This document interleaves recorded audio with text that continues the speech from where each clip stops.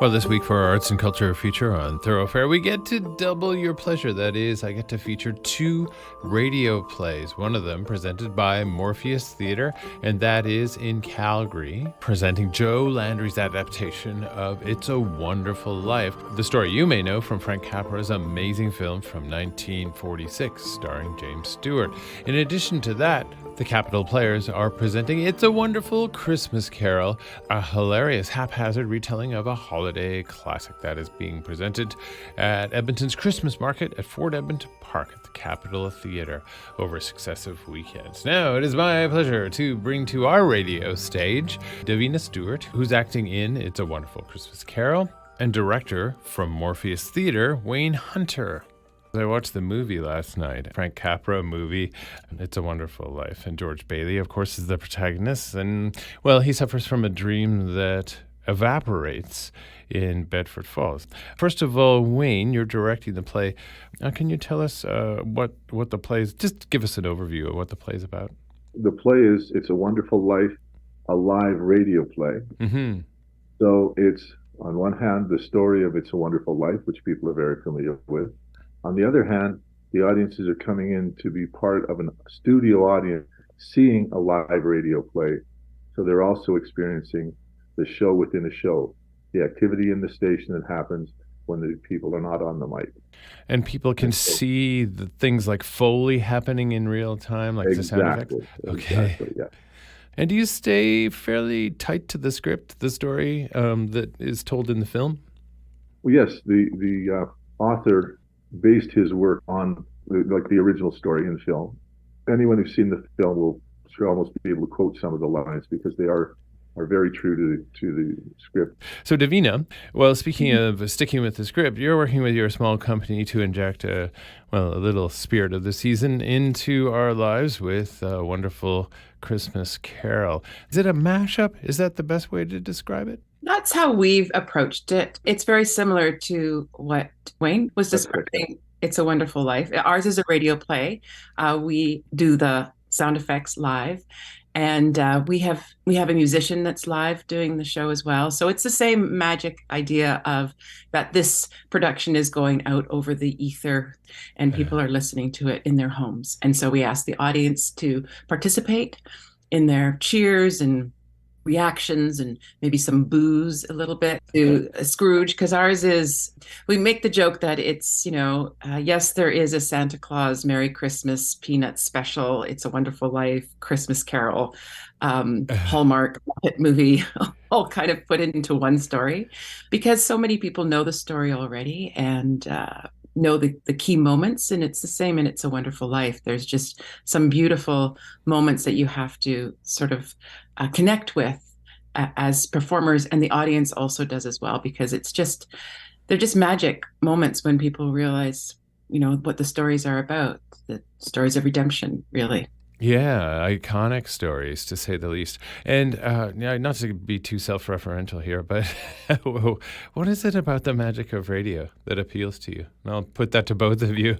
Well, this is a treat for the audiences, because a typical theater audience will go into a theater to see a show and be entertained, and that's always a given.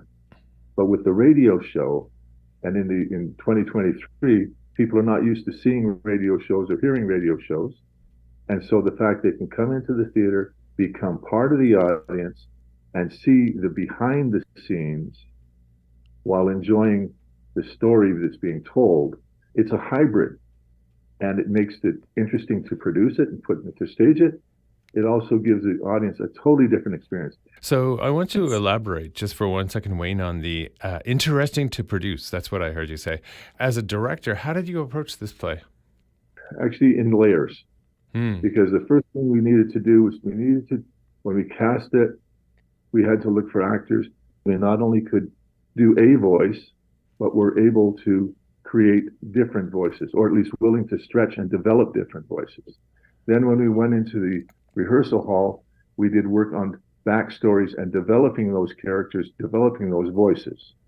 From there, we layered in the backstory of what was going on in the studio. Then we layered in things like mics and sound effects. And then finally, we have a live pianist and the layers come together, and you end up, it's like mixing up a wonderful dessert, and I think it's going to be tasty. And the way you describe it, Wayne, it sounds incredibly complicated and like some amazing chemistry. Maybe to use a dessert metaphor once again, is at work. So Davina, being a performer, I just think you have to be a part superhero, part actor to be able to jump through the hoops of creating a radio play and just embodying all these characters. Does your approach change? Yeah, well, I've been fortunate. I did some radio plays. The thing that's great about, as Wayne is talking about too, it's in talking about the dessert of it, the trifle, all the different layers. I think there's a magic element to it when you get to watch it being created in front of you, and the audience gets to have this.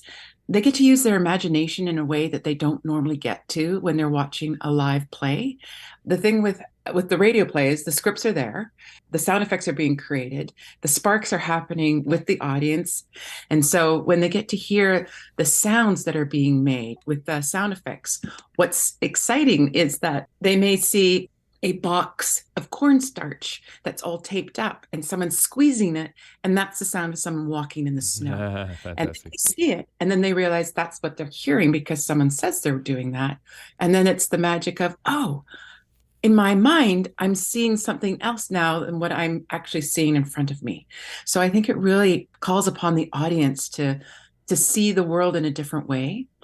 You may be doing one thing as an actor, but your voice is doing another with the story. That's another element that comes into the live radio, is the fact that in a radio play, you can be sitting in the studio with the mics and the script and voice, and there you go, you make the magic. In the case of a live radio play, you have the advantage, and I'll say advantage, of using costume props so that when you're Mrs. Smith or Mr. Jones or whatever, different hats, shawls, whatever it is, to help the character not only read to the audience, but help the character create the voice that goes with Mr. Smith or Mrs. Jones. That's another element that you wouldn't necessarily get in any other presentation of whether it's A Christmas Carol or It's a Wonderful Life. That's right. I think I was Bob Cratchit and Mrs. Cratchit. At the same time. Cratchit children and stuff. And the fact is, the audience didn't have an opportunity to see Orson Welles standing there in his suit when he was working with Mercury Theatre. They do get to see you live performing on the radio, as it were, behind the scenes. Well, I wish you both amazing good fortune.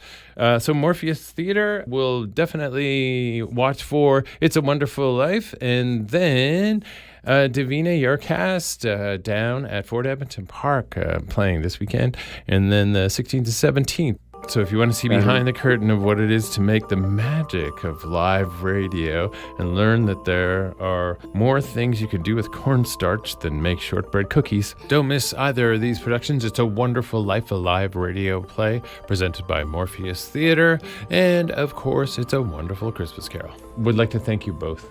Thank you. Thank you for spending the time. Take good care. Bye for now.